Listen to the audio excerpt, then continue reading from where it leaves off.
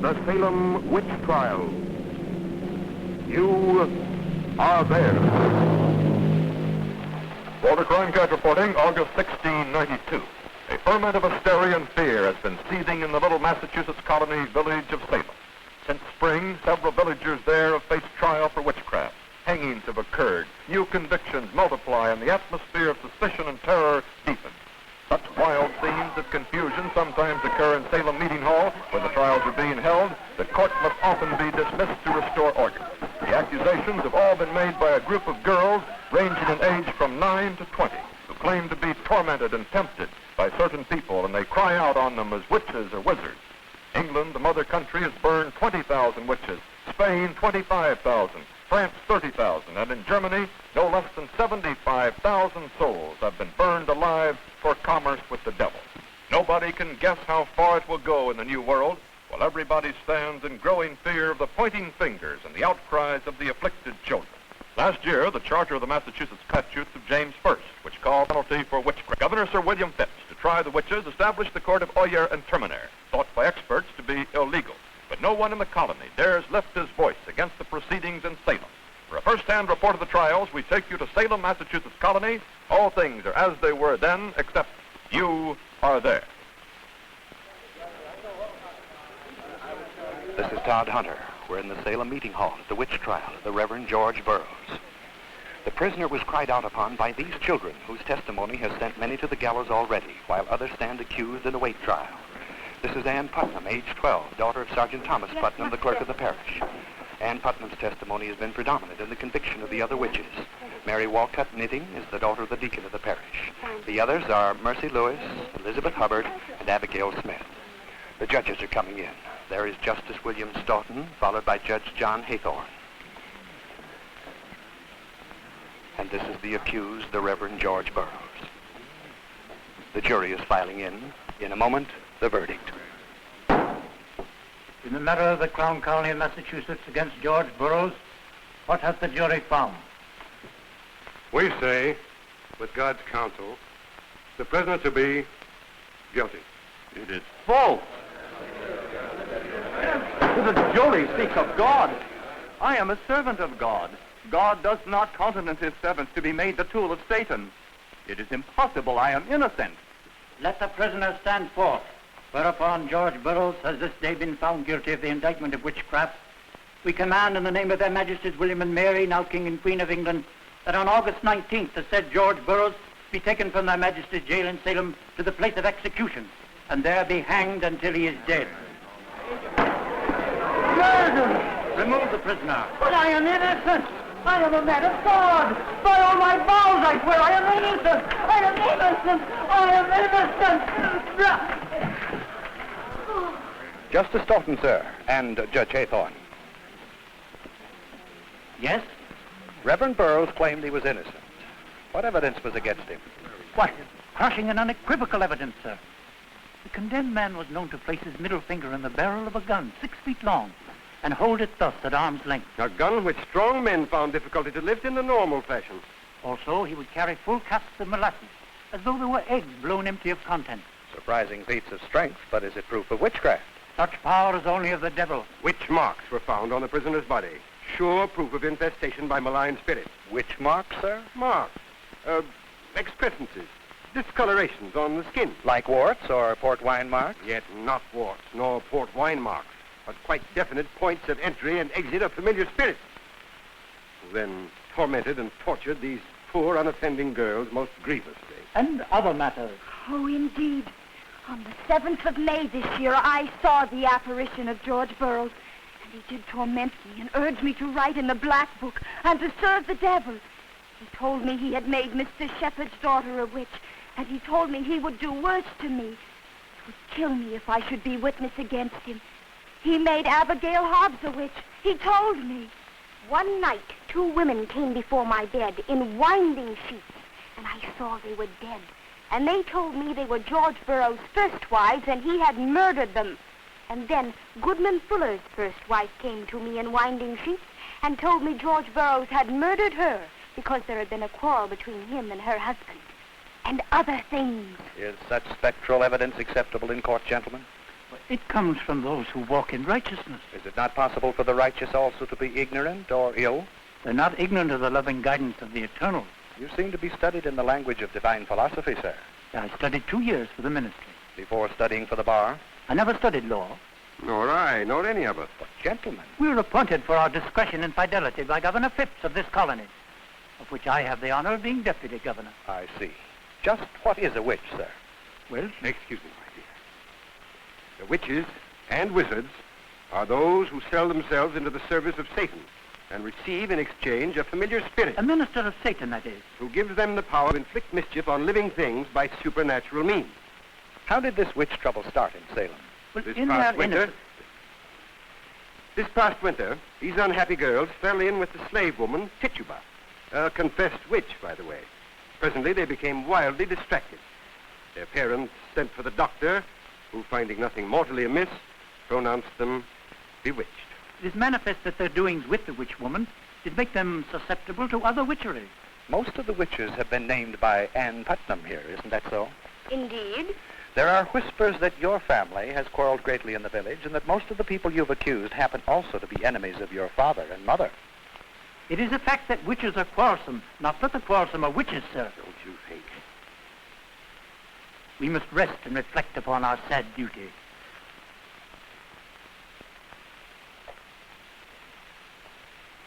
We turn you over to Ned Calmer with a report from Salem Jail. Come in, Ned Calmer. This is Ned Calmer. We're standing just outside the cell of the Salem Jail. Although the prisoners are carefully guarded, they are permitted visitors, and this man and woman are undoubtedly in that category. All the people we see here are being held for trial as witches or have already faced the court and are condemned to hang. This is Mrs. Mary Easty, who has been accused by the Salem girls and is expected to go on trial today. This is a woman named Foster, believed by many to be deranged. Having confessed to being a witch, she will not be put to death. Sir, are you acquainted with any of the prisoners here? No, sir. We know they're allowed visitors, however. We thought we might comfort them a little. Well, by your dress and manner, you're not citizens of Salem. We're from Charlestown. And you came here solely to extend sympathy to these people? Not precisely.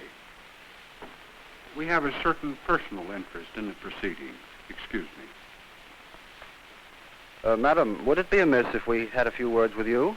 Oh, no, sir. Are you one of those charged with witchcraft? I'm condemned to death for it. I'm sorry. Thank you, sir, but regret is not enough. I know. Grief is not enough. The apologies and the redress that come after the innocent have been long with the grave worms, they're all too late. Except to instruct the future to be wiser. Yes. Do you question the very existence of witchcraft? Oh, no, sir, there are witches, and they must be found out, but I'm not one of them. She lies. She lies in her witch's teeth, and she knows it. She is a witch. She is one of us. Aye, there you see a true confessed witch. She made me a witch. We went together to a witches' meeting in the Reverend Parris's pasture. The devil himself carried us there on a long pole, flying in the darkness. Only the pole broke, pitched us both to the ground and hurt me. See? See how I live still? It proves. Surely this limp was not taken in evidence. It was powerful proof that good wife Foster's confession was true and I a witch. In open court, she did tie the hands of Susanna Sheldon so hard only a sword could free her. Hey? Did the court see these fetters? Not unless they all be witches. Sir, good wife Mary Eastie's on trial, and I know before God she's to be as innocent as myself. Good wife Easty, how will you plead? To plead guilty would be to belie myself. I plead innocent. Who is your counsel? My conscience. We have no counsel, sir. None but the Lord. And none will come forward to speak well of us. We stand alone. Incredible. And more. She bewitched John Lovejoy's hog to death, she did. Good wife Eastie, the magistrates are honorable men. Ask Goody Carrier if they be wise ones. My sister Rebecca was acquitted by the jury. You see? She was acquitted. The crowd cried out for her death. The magistrate returned the jury to their room to reflect again, and this time to come out with a verdict of guilty. This the 12 good, frightened men did do. And my sister moulders in her grave for it. Mrs. Eastie. She was quite old and harmless and Christian and good, and last month she hanged. Mrs. Eastie.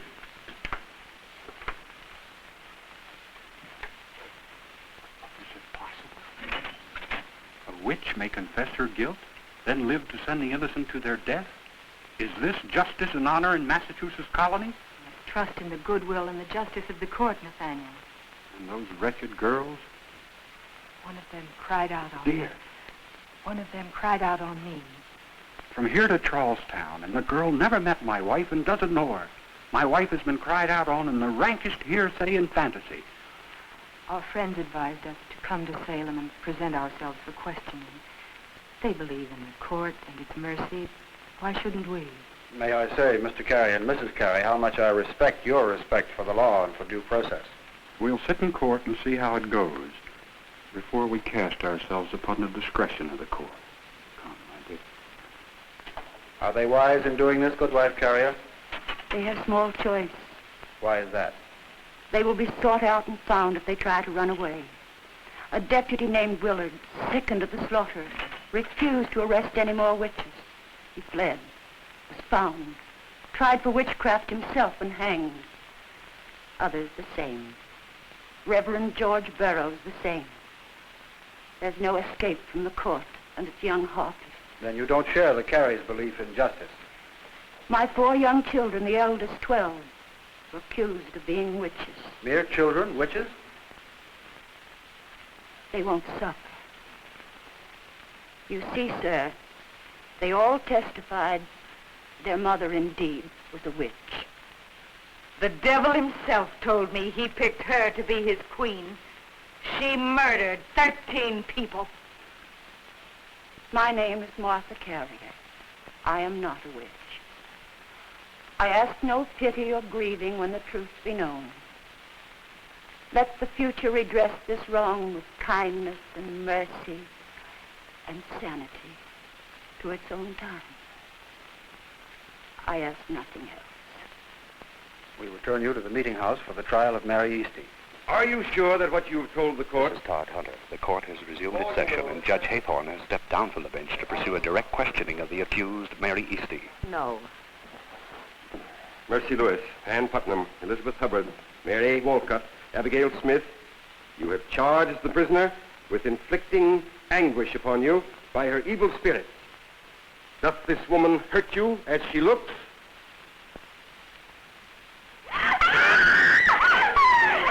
Divert the face of the accused.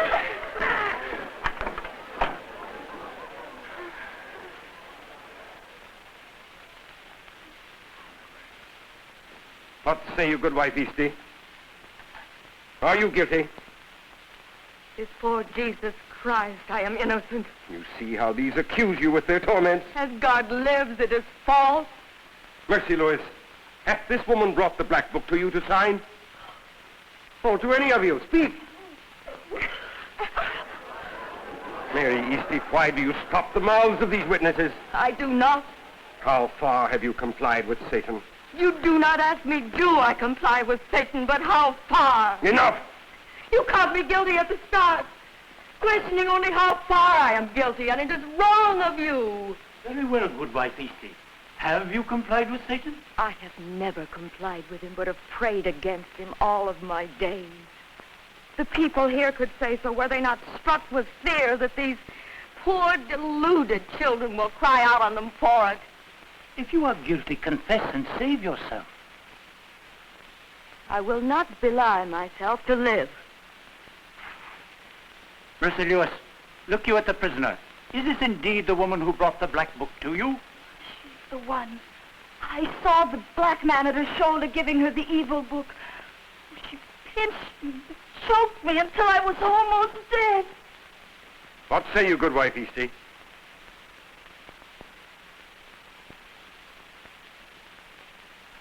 You are witnessing a typical demonstration of the strange susceptibility of these girls to the actions of the accused witches. Notice how the girls' necks and heads strain downward. It is believed here that they are under the powerful influence of the accused familiar spirit. Lift up the head of the accused.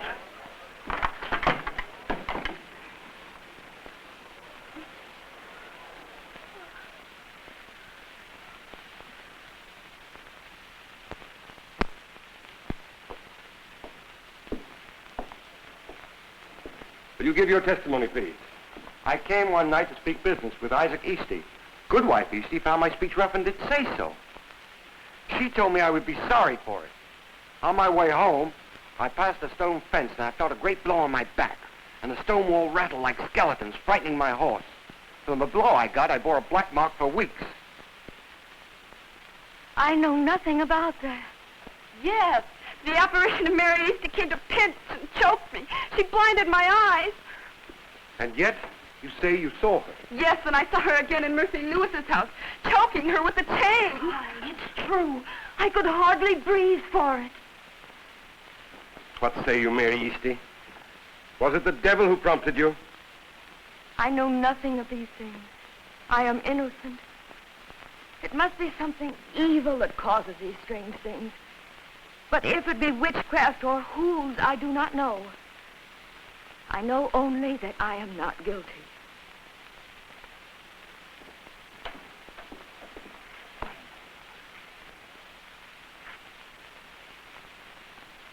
Let the witnesses think carefully. Are you sure that this is the woman?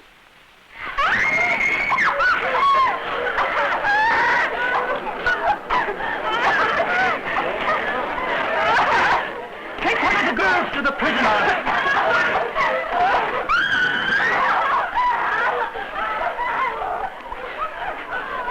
Sir, Your Honor, Judge Haythorne, what is Justice Staunton doing? Don't you see what's happening in this courtroom? The air is seething with demons and goblins and must be cleared of them before we go on.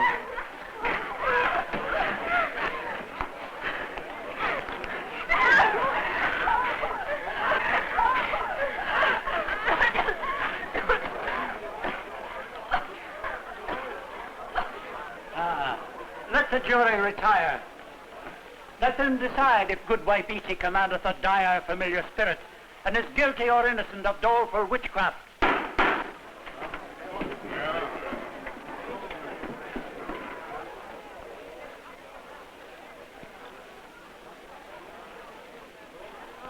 We will return here for the verdict. Meanwhile, Harlow Wilcox at Harvard College is ready with a discussion of witchcraft and the trials. This is Harlow Wilcox outside the residence of the Reverend Increase Mather, president of Harvard College and one of the most enlightened minds in New England today. Mr. Mather, sir, do you believe in the existence of witches? In Exodus 22:17, we read, "Thou shalt not suffer a witch to live." Having God's warrant that witches must be exterminated, we have warrant that they do exist. Well, sir, would you have any comment to make on the trials now going on in Salem? The name witch is so odious that we must exercise the gravest care before bestowing it on anyone.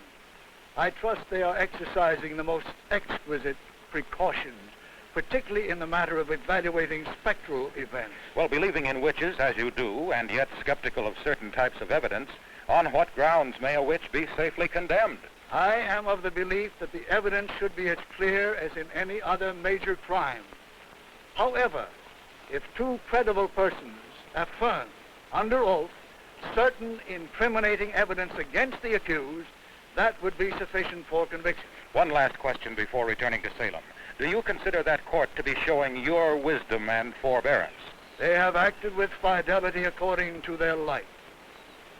They deserve prayers and pity, not censure. Thank you, sir. We return you now to Salem Meeting Hall. The jury is just returning and the court brought to order. We'll hear the verdict on Mary Easty in a moment.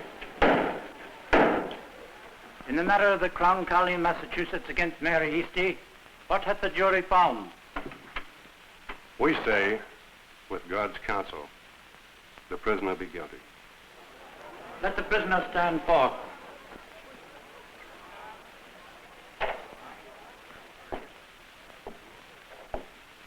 The prisoner has heard the verdict. In the name of their Majesties William and Mary, now King and Queen of England, we command that on September 22nd, Mary Easty be taken from their Majesty's jail in Salem to the place of execution, and there be hanged until she is dead. Do you speak, Mary Easty? If you will hear me out. This court brands me witch. The Lord above knows my innocence, as shall all men on that great day of judgment. I do not petition your hearts for my own life. I plead now only for others, that no more innocent blood be shed, as it will surely be if you keep in the way and course you go now. I question not that your honors do to the utmost in the discovery of witchcraft and of witches, and would not be guilty of bloodshed and innocent blood for all the world. I ask not for myself.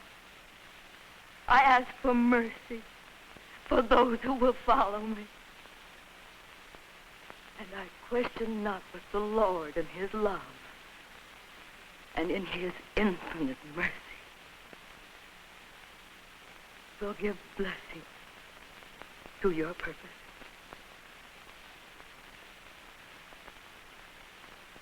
I am ready.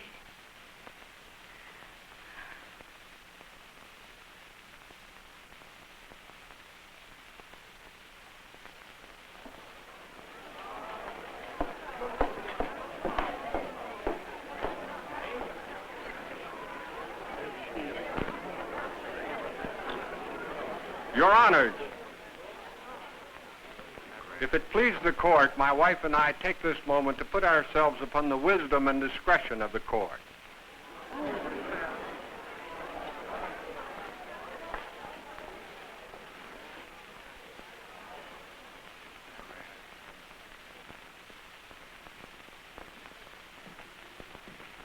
My wife has been cried out on as a witch. Now, we know this to be some misunderstanding. We have sat here that these girls may sense a witch among them, if my wife is such. Yet they have detected no witchery in the audience. Your name, sir? I have not given my name purposely. Better to test the girls. But now the test is done. Our name is Carey of Charlestown. I am a shipbuilder. Seize upon her! Resist the wisdom of the law. Let her go. Let her alone. Sir, we'll go to the prisoner at the bar.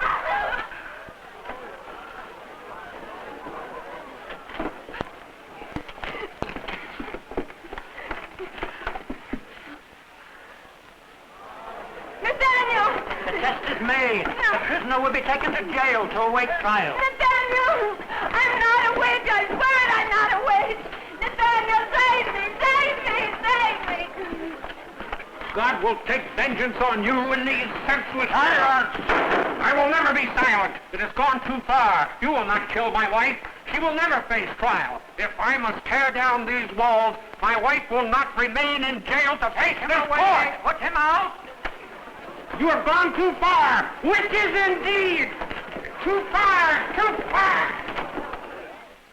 Others were tried and hanged. In all, 20 died innocently in the village of only 1,700 souls. Nathaniel Carey never let his wife face trial, but broke into the jail and liberated her. The afflicted children, carried away by their power, accused higher and higher.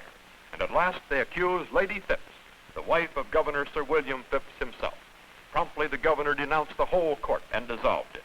6 months of terror in Salem were over. Most of the afflicted children went on to drab and shameful lives, and Putnam, years later, repented publicly. And Mary Eastie's plea for mercy and truth lives today. August 1692, the day of the witch hunt reached high noon. What sort of a day was it? A day like all days, filled with those events that alter and illuminate our time. And you were there.